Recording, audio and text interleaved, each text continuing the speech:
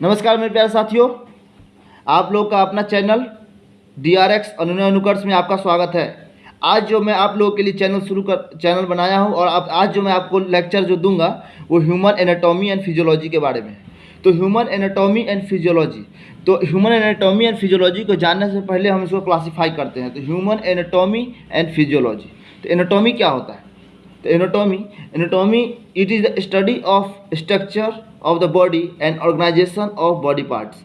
मतलब एनाटॉमी में हम लोग क्या करते हैं, स्टडी करते हैं बॉडी के, हमारे बॉडी के जो स्ट्रक्चर है, शेप है, साइज है, लोकेशन है, इसके बारे में हम स्टडी करते हैं। और ऑर्गेनाइजेशन ऑफ बॉडी पार्ट, और इसके जो संरचनाएं हैं, जैसे हमारा जो बना है बॉडी, उसके पार्ट, शेप, साइज, इसके बारे में हम स्टडी करते हैं।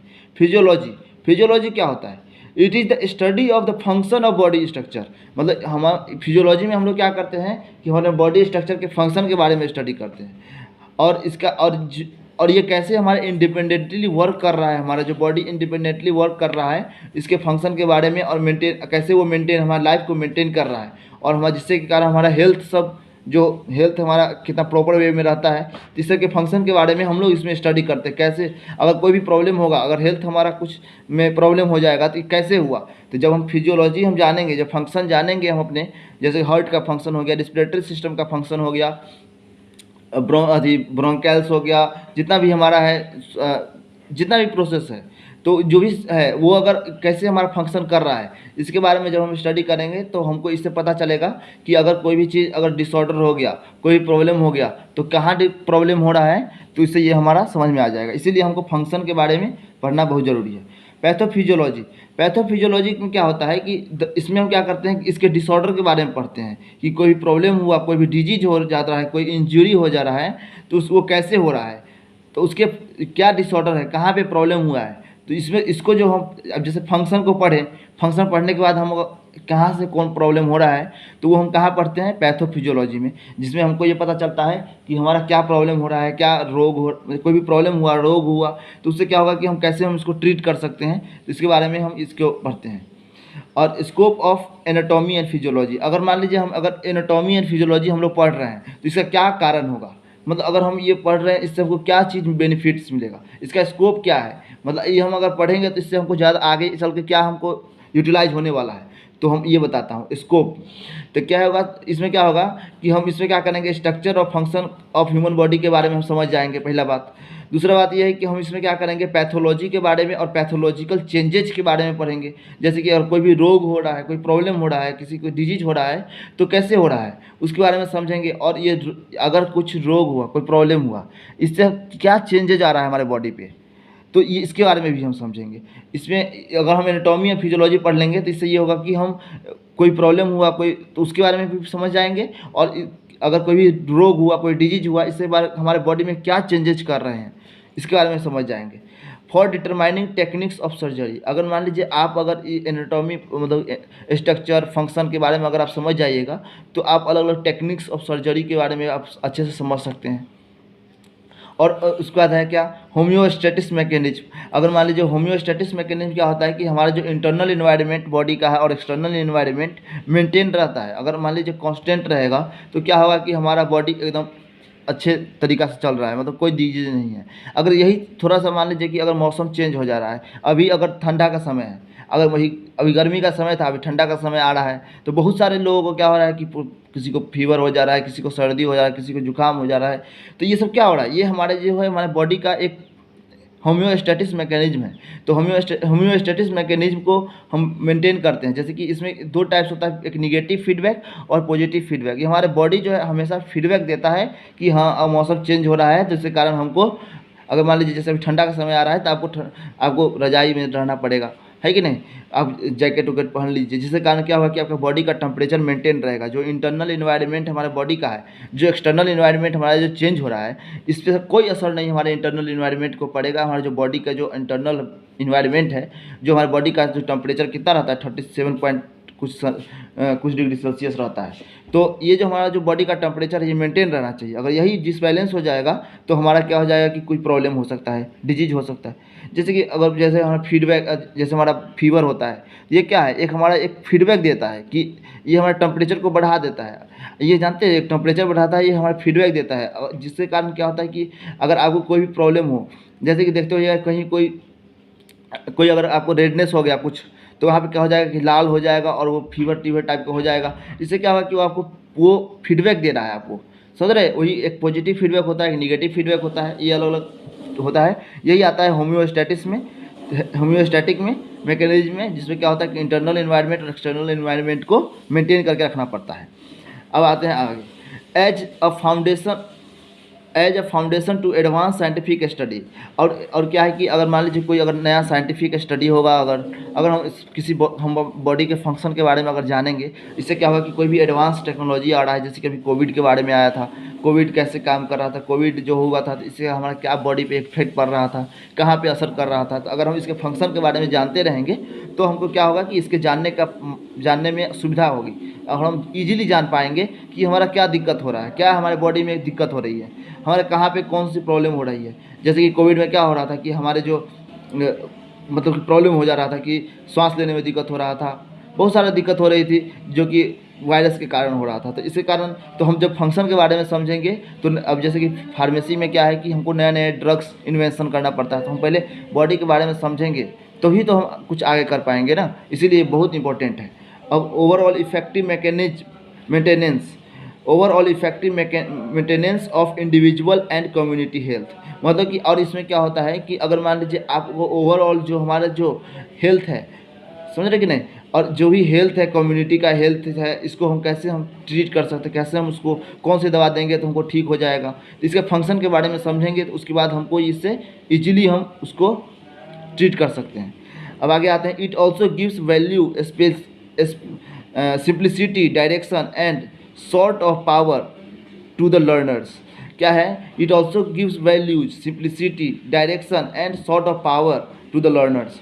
ये क्या करता है कि एक सिंप्लिसिटी प्रोवाइड करता है और value and direction and power of learners को, हमको जो अगर मान लीजिए आपको सीखना है, कुछ नया सीखना है, इससे क्या होगा कि अगर आप एनाटॉमी और फिजियोलॉजी के बारे में आप जान जाएंगे तो क्या होगा कि आप इजीली बहुत सारा चीज़ मतलब कि आप हमारे बॉडी के बारे में समझ सकते हैं, फंक्शन के बारे में समझ सकते हैं, हमारा वर्क कैसे करता है, हमारा हार्ट पंप करता है तो क्यों करता है, ब्लड पंप कैसे करता है, सबके बारे में आप समझिएगा इसमें।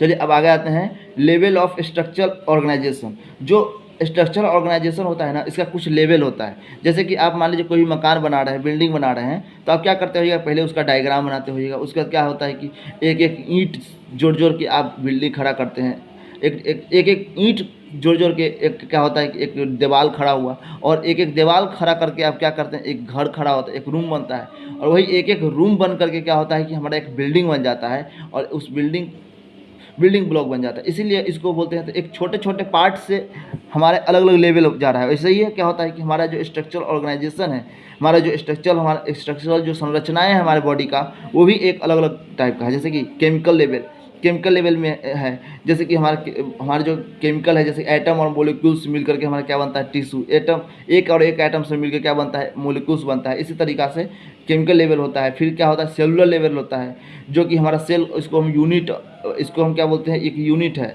सेलुलर यूनिट है, समझ रहे कि नहीं। और यही एक और एक ज़्यादा सेल मिलके क्या बनता है, टिश्यू बनता है। और यही टिश्यू क्या बना लेता है, एक और एक अलग अलग टिश्यू मिल करके क्या बनता है, ऑर्गन लेवल बन जाता है। और यही ऑर्गन, अलग अलग ऑर्गन मिलके क्या होता है, एक सिस्टम बन जाता है, जिसको बोलते हैं जैसे रिस्पिरेटरी सिस्टम हो गया, डाइजेस्टिव सिस्टम हो गया, यूरिनरी सिस्टम हो गया, इंटीग्यूमेटरी सिस्टम हो गया। ये सब क्या है, एक सिस्टम है। ये सब कैसे बना है, एक सेल से मिलकर के टिश्यू बना, टिश्यू से मिलके ऑर्गन बना, ऑर्गन से बन के सिस्टम बना, और सिस्टम से बन के हमारा एक ऑर्गेनाइजेशन लेवल बन जाता है, हमारे पूरे बॉडी का एक जो हमारे वर्क करता है।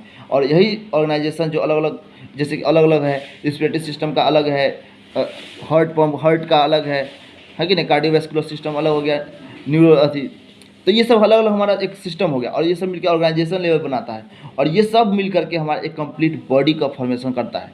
तो ये हमारा एक क्या था, हमारा ये लेवल था, मतलब सिस्टम ऑफ ऑर्गेनाइजेशन लेवल था जो कैसे हमारा काम करता है, मतलब स्ट्रक्चर ऑर्गेनाइजेशन था जिसमें हम ये इसके बारे में पढ़ते हैं और इसको हम डिफाइन करते हैं। जैसे कि देखिए केमिकल्स क्या है कि एटम और molecules that are the building blocks of all matters.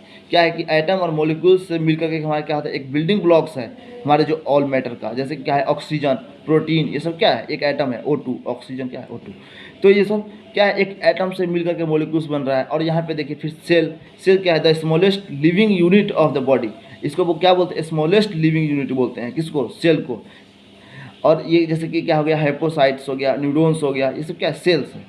ऐसे ये सेल्स और टिश्यू क्या होता है, tissue a group of cell with similar structure and function. ये समझना जरूरी है कि अगर जो हमारा ग्रुप ऑफ सेल है, अगर हम सेल से एक एक सेल से मिलकर के हमारा टिश्यू बनता है और जो कि similar structure and function provide करता है। अगर एक मतलब सिमिलर स्ट्रक्चर, जो जिसका सिमिलर स्ट्रक्चर है वो, और एक फंक्शन, प्रॉपर फंक्शन के लिए वो रिस्पॉन्सिबल होगा और वो फंक्शन प्रोवाइड करता है वो टिश्यू। तो they are only 4 types of tissue. ये क्या, कितने टाइप्स के होते हैं, 4 टाइप्स के, epithelial tissue, connective tissue, muscle tissue, nerve tissue. ये हमारा 4 टाइप का टिश्यू होता है। फिर यहाँ पे ऑर्गेन आता है। ऑर्गेन में क्या हो गया, a group of tissue precisely arranged so that they can work together to perform a specific function. हमारा जो टिश्यू है ये एक अरेंज्ड होता है, एक प्रॉपर परफॉर्म करता है। प्रिसाइसली ये क्या करता है कि एक हमारा अरेंज होता है और उसके बाद क्या करता है, एक साथ हमारे बॉडी में ये एक साथ जो है वर्क करता है, जिसके कारण क्या होता है कि एक फंक्शन प्रोवाइड होता है। जैसे कि हमारा लीवर हो गया, ब्रेन हो गया, ये हमारा क्या है, ऑर्गन हो गया, जैसे हार्ट हो गया, समझ रहे कि नहीं, ये सब। और फिर एक ये सब क्या करके, ये सब जो मिलकर क्या बनाएगा, एक ऑर्गन सिस्टम बनाता है। A group of organ that contribute to a specific function within the body. एक स्पेसिफिक फंक्शन प्रोवाइड करता है, वो क्या कंट्रीब्यूट करके, सभी ऑर्गन जब मिल करके, जब अलग अलग जो है ऑर्गन वो मिल करके क्या करेगा, एक स्पेसिफिक फंक्शन प्रोवाइड करेगा उसको हमारे body, with in the body के अंदर। तो वो हमारा क्या करेगा, वो हमारा एक सिस्टम बन जाएगा, जैसे gastrointestinal system, nervous system, cardiovascular system, digestive system. ये सब बहुत सारे टाइप्स के होते हैं, ये हम आगे पढ़ते हैं, इसके बारे में बताते हैं आपको। तो क्या है, अब क्या है कि लेवल ऑफ ऑर्गेनाइजेशन। तो level of organization, organ system पे कैसे हम कैसे कितना है ऑर्गन सिस्टम जो होता है, उसमें हम कितने सारे मतलब कितने सारे टाइप्स के होते हैं। हमारा ये जो सिस्टम है ऑर्गन सिस्टम, इसके बारे में थोड़ा स्टडी करते हैं। तो ऑर्गन सिस्टम क्या है, the group of organ that perform a major function. अगर एक या एक अधिक ऑर्गन से मिल करके जो हमारे जो एक जो हम बनाते हैं वो जो फंक्शन करता है, जो अगर group of organ they perform major function, ये बहुत सारा फंक्शन करता है, जो कि ये क्या बन जाता है, एक ऑर्गन सिस्टम बन जाता है। जिसमें आपको इंटीगुमेंट्री बहुत सारे 11 सिस्टम है, जैसे कि integumentary system, skeleton system, muscle system, nervous system, respiratory system, circulatory system, digestive system, endocrine system, excretory system, immune system, क्या है, रिप्रोडक्टिव सिस्टम। ये सब क्या है, एक 11 टाइप का है, 11 टाइप का टोटल होता है। ये क्या होता है, हमारा सिस्टम है, ऑर्गन ये काम करता है। अब देखिए इसका हमारे में बताता हूँ कि इसका ये जो अलग अलग सिस्टम है जितना है, इसका एक अलग अलग अपना एक फंक्शन है जो ये फंक्शन प्रोवाइड करता है। अब हम इस फंक्शन के बारे में बताता हूँ कि क्या क्या फंक्शन है इस सब। तो जब सिस्टम लेवल ऑफ ऑर्गेनाइजेशन पे आते हैं तो क्या है कि देखिए पहला क्या है, इंटीगुमेंट्री सिस्टम। इंटीगुमेंट्री सिस्टम क्या आता है, skin, hair, nails, sweet gland. अब जो स्किन है, हेयर है, नेल्स है, स्वीट ग्लैंड है, इसका एक प्रॉपर फंक्शन है। इस सब का एक अलग अलग फंक्शन है जो प्रोवाइड करता है। जैसे फंक्शन क्या हो गया, प्रोटेक्ट द बॉडी। हमारा जो स्किन क्या करता है, हमारा स्किन, चाहे हेयर क्या करता है, नेल्स क्या करता है, ये सब क्या करता है, ये हमारे बॉडी को प्रोटेक्ट करता है। Regulate body temperature, eliminate waste substances. जैसे कि हमारे क्या होता है कि हमारे स्किन के थ्रू जो स्वीट ग्लैंड्स है, स्किन है, नेल्स है, इसके थ्रू क्या होता है, हेयर्स है, इसके थ्रू क्या होता है कि हमारा जो वेस्ट मटेरियल है, जो वेस्ट सब्सटेंस है हमारे बॉडी का इंटरनल, जैसे पसीना के रूप में निकलता है, तो ये सब क्या होता है कि हमारा जो वेस्ट जो हमारा मटेरियल है उसको हमारा क्या करता है, एलिमिनेट करता है हमारे बॉडी से। और हमारा क्या करता है कि हमारे बॉडी टेम्परेचर को रेगुलेट भी करता है। हमारा क्या करता है, हमारे बॉडी टेम्परेचर को रेगुलेट करता है और जो कि हमें मेंटेन करके रखता है, और एलिमिनेट करता है वेस्ट सब्सटेंस को हमारे बॉडी से। तो ये क्या, ये हमारा क्या चीज़ में था, इंटीगुमेंट्री सिस्टम, इसका फंक्शन था। ऐसे ही देखिए स्केलेटन सिस्टम। स्केलेटन सिस्टम क्या होता है, इसका स्केलेटन सिस्टम में आता है बोन, कार्टिलेज, लिगामेंट, ये सब आता है। बोन आ गया, कार्टिलेज आ गया, लिगामेंट आ गया। इसका भी एक प्रॉपर फंक्शन है। ये क्या फंक्शन प्रोवाइड करता है? ये करता है क्या कि सपोर्ट एंड प्रोटेक्शन प्रोवाइड करता है। कि आपका बोन है, ये क्या करता है? एक सपोर्ट देता है हमारे बॉडी का, जो हमारे बॉडी का जो हमारा स्ट्रक्चर है, जो हमारा ढांचा है, तो उसको क्या करता है? एक सपोर्ट प्रोवाइड करता है, जिसके कारण हमारा हाथ ऑटोमेटिक वर्क करता है। हमारा हाथ एक अलग तरीका से वर्क करता है, पैर अलग तरीका से वर्क करता है कि नहीं? तो इस सब का एक प्रोटेक्शन देता है इसका सपोर्ट एंड प्रोटेक्शन। एक क्या करता है? स्टोरेज क्या है? स्टोरेज क्या है? Store minerals and hemopoiesis. Store minerals and hematopoiesis. ये क्या करता है कि हमारा जो मिनरल्स है, जो भी चीज़ है हमारी बॉडी का, जो वही मिनरल्स है, जैसे कि हमारे बोन होता है, उसमें क्या होता है? कैल्शियम होता है। तो इस तरीक़ा से हमारा क्या करता है कि जो भी मिनरल्स होता है वो हमारे उसकी स्टोर करके रखता है, और ये हमारे फंक्शन प्रोवाइड करता है। जैसे कि देखिए हमारा बोन कैसे से बनता है? कैल्शियम से बना होता है। फिर कार्टिलेज हो गया, लिगामेंट हो गया, ऐसे ही ये हमारा क्या करता है? ये पहले बात समझ जाए कि ये क्या करता है? सपोर्ट एंड प्रोटेक्शन प्रोवाइड करता है, और क्या करता है? स्टोर करता है मिनरल्स एंड होम्योपोइटिस को। समझ रहे कि नहीं? तब हम आगे आते हैं, तो आगे देखते हैं कि ये क्या है? Nervous system. तो नर्वस सिस्टम एक इसका भी एक प्रॉपर सिस्टम है, जिसमें क्या आता है? ब्रेन और स्पाइनल कोड आता है। तो ब्रेन और स्पाइनल कोड इसका भी प्रॉपर फंक्शन है। इसका क्या है कि वॉलेंट्री एंड इनवॉलेंट्री एक्शन, जो हमारे बॉडी में वॉलेंट्री एंड इनवॉलेंट्री एक्शन होता है वो करता है, और मेंटेन करता है क्या? होम्योस्टेटिस को मेंटेन करता है, जो कि हमारे जो होम्योस्टेटिस मतलब कि हमारे जो इंटरनल एक्सटर्नल इन्वायरमेंट को मेंटेन करके रखता है। तो फिर आते हैं चौथा नंबर पे डाइजेस्टिव सिस्टम। तो डाइजेस्टिव सिस्टम क्या है कि ये भी एक प्रॉपर सिस्टम है, डाइजेस्टिव सिस्टम। जैसे कि इसमें क्या आता है? Mouth to anus as well as accessories organs. ये क्या है कि माउथ से देखिए anus to well as accessory organs, ये हमारे जो एसेसरी ऑर्गेन्स को हमको मेंटेन करता है डाइजेस्टिव सिस्टम में। जैसे कि हम जो फूड खाते हैं तो क्या होता है कि हमारे मुंह में सलाइवा प्रोड्यूस होता है। तो अगर सलाइवा प्रोड्यूस नहीं होगा तो भी डाइजेस्टिव सही से नहीं हो पाएगा डाइजेशन। तो ये भी एक हमारा प्रॉपर फंक्शन प्रोवाइड करता है। जैसे कि फिर हमारे इंटेस्टाइन के थ्रू हमारे स्टमक में जाएगा, फिर वहाँ पे स्टमक में जो होता है HCl होता है, उसके वहाँ पे जाकर के हमारा क्या होगा? फूड डाइजेस्ट होगा। समझ रहे कि नहीं? तो ये है, तो इसका फंक्शन है क्या है? देख लीजिए, mechanical and chemical breakdown of food. तो हमारा क्या करेगा? मैकेनिकली और केमिकली ब्रेकडाउन करेगा फूड को। हमारा जो भोजन है उसको क्या करता है? ब्रेकडाउन करता है। और क्या करता है? Absorption of nutrients.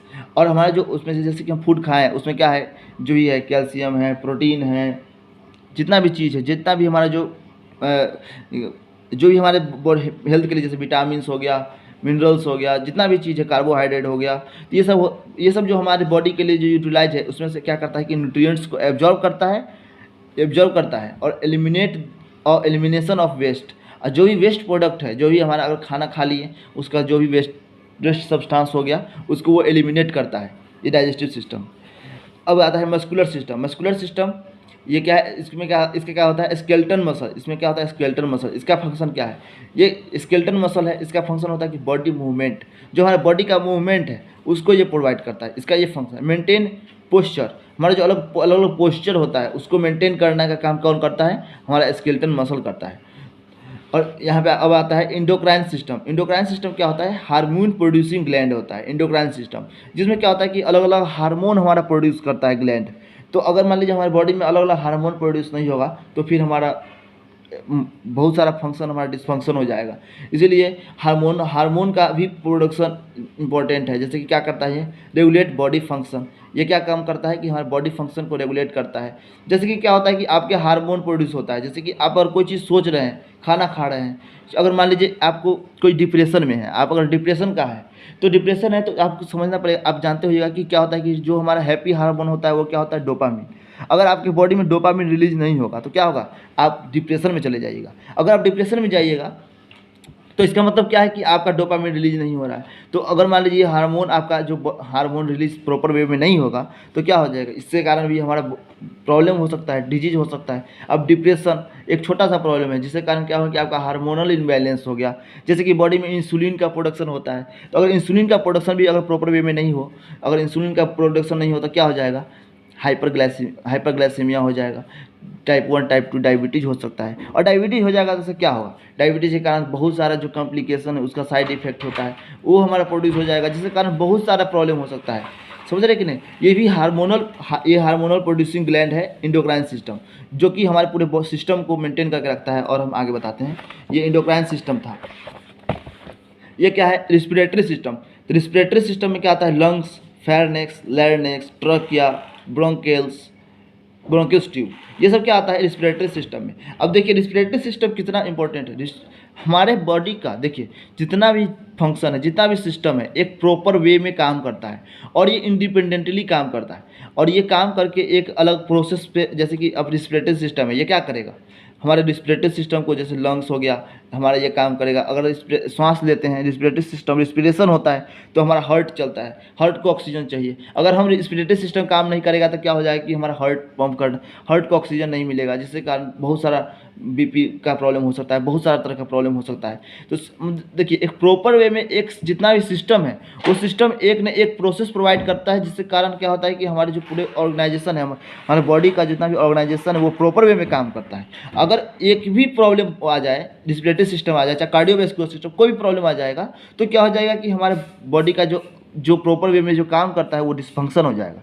इसीलिए ये हमारा बहुत बड़ा इंपॉर्टेंट रोल है हमारे बॉडी में।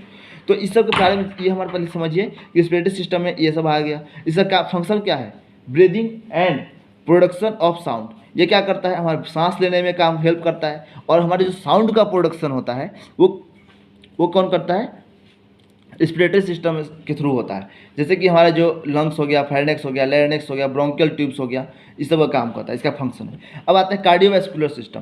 कार्डियोवैस्कुलर सिस्टम में क्या हो गया, हार्ट एंड ब्लड वेसल। तो ये क्या, हार्ट एंड ब्लड वेसल है। तो कार्डियोवैस्कुलर सिस्टम में क्या है कि हार्ट, इसका क्या फंक्शन क्या होता है, transport respiratory gases, nutrients, waste and hormones. ये क्या करता है, ये ट्रांसपोर्ट करता है रिस्पिरेटरी गैसेस। जैसे कि आप कार्बन डाइऑक्साइड लेते हैं, ऑक्सीजन लेते हैं, तो इसका क्या करता है कि ये ट्रांसपोर्ट करता है। और न्यूट्रिएंट्स को ट्रांसपोर्ट करता है। वेस्ट मटेरियल जो होता है हार्मोन, इसको ट्रांसपोर्ट करता है, किसके थ्रू करता है, हमारे ब्लड के थ्रू। अगर हार्ट ब्लड पंप कर रहा है, इसका मतलब क्या है, जो ब्लड पंप कर रहा है तो हमारा ये पूरे हमारे बॉडी में सर्कुलेट होता है। और पूरे बॉडी में हमारा जाता है जो भी चीज़ है, जैसे कि ऑक्सीजन है, हमारे ब्लड को भी ऑक्सीजन चाहिए, हमारे हार्ट को चाहिए, हमारे ब्रेन को चाहिए। मतलब अगर मान लीजिए अगर ये हमारा ये पूरे बॉडी में पहुंचाता है, ये पहुंचाने का काम किसका है, कार्डियोवैस्कुलर सिस्टम का। ये जो न्यूट्रिएंट्स हैं, जो भी हम खाना खा रहे हैं, तो वो न्यूट्रिएंट्स हमारे पूरे बॉडी को कैसे सप्लाई होता है, ये कार्डियोवैस्कुलर हमारा सप्लाई करता है, इसका काम ही है। अब आते हैं male reproductive system. Male reproductive system एक रिप्रोडक्टिव सिस्टम है। अगर इसका फंक्शन क्या होता है, प्रोड्यूस सेक्स हार्मोन। ये हमारा क्या करता है, सेक्स हार्मोन को प्रोड्यूस करता है। अब देखिए सेक्स हार्मोन बहुत तरीका से काम करता है आपके बॉडी में। अब ये सेक्स हार्मोन है, एक एनाबॉलिक होता है, एंड्रोजेनिक होता है, अलग अलग टाइप का। आपका अगर मसल बिल्ड होता है, अब जैसे कि टेस्टोस्टेरोन है, टेस्टोस्टेरोन हो गया, एस्ट्रोजन हो गया, प्रोजेस्टेरोन हो गया, ये बहुत सारा क्या है आपका सेक्स हार्मोन है। ये हमारा जो सेक्स हार्मोन हमारा क्या करता है, ये हमारा सेक्स हार्मोन आपको जो सेक्सुअल जो हमारा हेरिडिटी है, ये भी हमारा होता है। जैसे कि हमारे जो एक जनरेशन से नई जनरेशन जो हमारा होता है, वो भी काम करता है। और इसका दूसरा काम ये भी है कि हमारा जो मसल बिल्ड होता है, जो मसल बिल्ड करने में हमारा बहुत इफेक्टिव ये वर्क करता है सेक्स हार्मोन। बहुत सारे देखते होइएगा कि फिल्म इंडस्ट्री में क्या होता है कि बहुत सारे इंजेक्शन के रूप में जो बाहर से टेस्टोस्टेरोन लेते हैं, क्या है लेते हैं, मसल बिल्ड करने के लिए। अगर आपकी बॉडी में टेस्टोस्टेरोन है, अगर मात्रा बढ़ रही है, इससे क्या कारण क्या होगा कि आपका जो मसल बिल्ड होगा, अगर मान लीजिए जो भी जिम जा रहा है, कोई भी बॉडी बनाना है, तो इसके कारण हमारा मसल बिल्ड होता है। समझ रहे हैं कि नहीं। तो ये हमारा बहुत तरीका से काम करता है सेक्स हार्मोन। अब आता है फीमेल रिप्रोडक्टिव सिस्टम। इसमें क्या आता है, ओवरीज, यूट्रस, विजाइना, इसमें आता है। और ये क्या करता है, इसका फंक्शन क्या है, प्रोड्यूस ओवा एंड फर्टिलाइजेशन। मतलब कि हमारा फर्टिलाइजेशन, एक ओवा प्रोड्यूस करता है, जिसके कारण क्या होता है कि हमारा फर्टिलाइजेशन होता है। तो इसके बारे में आप समझिएगा। और क्या है, provide favourable environment and developing embryo. ये क्या करता है, ये एक ऐसा इन्वायरमेंट प्रोवाइड करता है जिसके कारण क्या है कि एम्ब्रियो का डेवलपमेंट होता है। समझ रहे कि नहीं। जिसके कारण होगा कि एक ऑफस्प्रिंग, अगर ऑफस्प्रिंग बोले तो ऑफस्प्रिंग का जो अगर न्यू ऑफस्प्रिंग जो हमारा प्रोड्यूस होता है, तो इसके लिए हमारा जो है ये इन्वायरमेंट प्रोड्यूस वहाँ पे होता है, इन्वायरमेंट जनरेट करना पड़ता है। ये प्रोवाइड करता है, फेवरेबल इन्वायरमेंट प्रोवाइड करता है ये एम्ब्रियो में। तो ये हमारा फीमेल रिप्रोडक्टिव सिस्टम था। अब हम आगे आते हैं, तो यूरिनरी सिस्टम में क्या आता है, किडनी। इसका क्या काम क्या होता है कि होम्योस्टेटिस, ये हमारा क्या करता है, होम्योस्टेटिस प्रोड्यूस करता है कि हमारा इंटरनल इन्वायरमेंट और एक्सटर्नल इन्वायरमेंट को मेंटेन करके रखता है। अगर मान लीजिए किडनी है, अगर किडनी है, इस अगर हमारा किडनी का काम क्या होता है कि हमारा जो भी हमारा यूरिन है उसका एक्सक्रीट आउट करता है, समझ रहे कि नहीं। तो ये हमारा एक बहुत ही बड़ा फंक्शन है। अगर मान लीजिए ये भी अगर मान लीजिए अगर थोड़ा सा सोच के देखिए कि अगर ये थोड़ा प्रॉब्लम हो जाए, इसमें यूरिनरी सिस्टम काम नहीं करे, जिसके कारण बहुत सारा प्रॉब्लम हो सकता है, हमारा इम्बैलेंस हो सकता है, बॉडी पूरा इम्बैलेंस हो जाएगा। चलिए अब आते हैं लिम्फेटिक सिस्टम। लिम्फेटिक सिस्टम में आता है lymph node, lymph and lymph node etcetera. तो इसका फंक्शन क्या है, डिफेंसिव मैकेनिज्म। ये जो हमारा क्या करता है कि डिफेंसिव मैकेनिज्म का काम करता है। जैसे कि आपकी बॉडी है, अगर मान लीजिए कि देश में क्या चल रहा है, अगर मान लीजिए देश में आप देश से कंपेरिजन करके देखिए कि हमारे बॉर्डर है, बॉर्डर पे हमारा क्या होता है कि अगर कोई भी आ गया अंदर तो क्या हो जाएगा, हमारे लिए मान लीजिए कोई भी आतंकवादी आ गया अंदर तो क्या हो जाएगा, हमारे देश के लिए सुरक्षा का से खिलवाड़ होगा ना। तो एक डिफेंस मैकेनिज्म है कि जो कि हमारे जो आर्मी है वो काम करती है, अलग अलग लेवल पे जो आईबी है, रॉ है, बहुत सारे डिपार्टमेंट है वो काम करती है। उसी तरीक़ा से आपके बॉडी में भी डिफेंस मैकेनिज्म है, जो कि इससे काम क्या होता है कि आपके डिफेंस मैकेनिज्म काम क्या होता है कि आपके रोग प्रतिरोधक क्षमता को बढ़ाता है, जिसको बोलते हैं इम्यूनिटी को जो स्ट्रॉन्ग करता है। आप इजी लैंग्वेज में समझिए कि इम्यूनिटी सुनते हो कि आज जैसे कोविड के समय में क्या था कि इम्यूनिटी को स्ट्रॉन्ग करो, क्या है के लिए कि इसके लिए क्या था कि इसका कोई दवा ही नहीं था, जिसके कारण क्या था कि पता ही नहीं चल रहा था कि कौन सा दवा दें। ऑटोमेटिक सिम्टम के हिसाब से ड्रग्स प्रोवाइड किए जा रहे थे, जिसके कारण क्या हो रहा था कि जो भी हम ड्रग्स प्रोवाइड कर रहे हैं हमको प्रॉपर पता ही नहीं है कि हमको कौन सा दवा प्रोड्यूस देना है। जिसके कारण हमको जैसे कि आयुर्वेदिक में जैसे बहुत सारे लोग बोलते थे कि आप लोग योगा कीजिए, एक्सरसाइज कीजिए, जिसके कारण क्या कीजिए कि इम्यून सिस्टम को स्ट्रॉन्ग कीजिए, अपने डिफेंस मैकेनिज्म को स्ट्रॉन्ग कीजिए, जो कि ये वायरस जो एक से दूसरे के में जो हमारे जो जा रहा है ये जाना रुक जाए। जिसके कारण क्या हो जाएगा कि इसी के कारण हमारा लॉकडाउन भी लगाया गया था। क्यों? क्योंकि हमारे जो एक दूसरे से जो हमारा जो ट्रांसफ़र हो रहा है, जो वायरस से जो ट्रांसफ़र हो रहा है, जिसके कारण हमारे जो और ये स्ट्रॉन्ग होते जा रहा है, तो ये हमारा नहीं हो, जिसके कारण हम लॉकडाउन लगा दिया गया था कि हम, और ये बोला गया था कि 2 गज की दूरी बना के रखें, मतलब कि बोला गया था कि आप 2 गज की दूरी बना के रखें। क्यों? क्योंकि आपका वो एक दूसरे से जो वायरस है वो नहीं प्रोड्यूस हो, एक दूसरे में नहीं जाए, ट्रांसफ़र नहीं हो, जिसके कारण क्या कर सकता है कि हम उस वायरस के खिलाफ लड़ सकते हैं। डिफेंस मैकेनिज्म, हमारा डिफेंस कर सकते हैं, डिफेंस का काम कर सकते हैं, समझ रहे कि नहीं। और इम्यूनिटी यही होता है इम्यून सिस्टम को स्ट्रॉन्ग करेंगे तो इसके बारे में हम इसमें स्टडी करेंगे। और ये जितना चीज़ बताए हैं, जितना जो 12 फंक्शन है ना, ये पूरा HAP में आपको डिटेल्स में होगा, डिटेल्स में पढ़ाई होगा। जैसे यूरिनरी सिस्टम, लिम्फेटिक सिस्टम, इस सब के बारे में आपको पूरा डिटेल्स में पढ़ाई होगा। और आप बने रहिए, कार्डियोवैस्कुलर सिस्टम जितना भी सिस्टम है सारा आपको पढ़ाएंगे, और एक यूनिट वाइज आपको पूरे नोट्स के साथ आपको प्रोवाइड कर रहा हूँ। और आप लोग बने रहिए पूरे एनर्जी के साथ, और जाइए लाइक और सब्सक्राइब कीजिए, और इसी एनर्जी के साथ आप भी हमारा लाइक और सब्सक्राइब कीजिए। और हमारे अगर आपका लाइक और सब्सक्राइब मिलेगा तो क्या होगा, मोटिवेट होंगे, और मोटिवेट होने के बाद क्या होगा कि और भी एनर्जी के साथ आपके लिए वीडियो बना के लाएंगे और पूरे नोट्स प्रोवाइड करेंगे। चलिए आज इतना ही। हृदय की गहराइयों से प्रेमपूर्वक धन्यवाद। Thank you.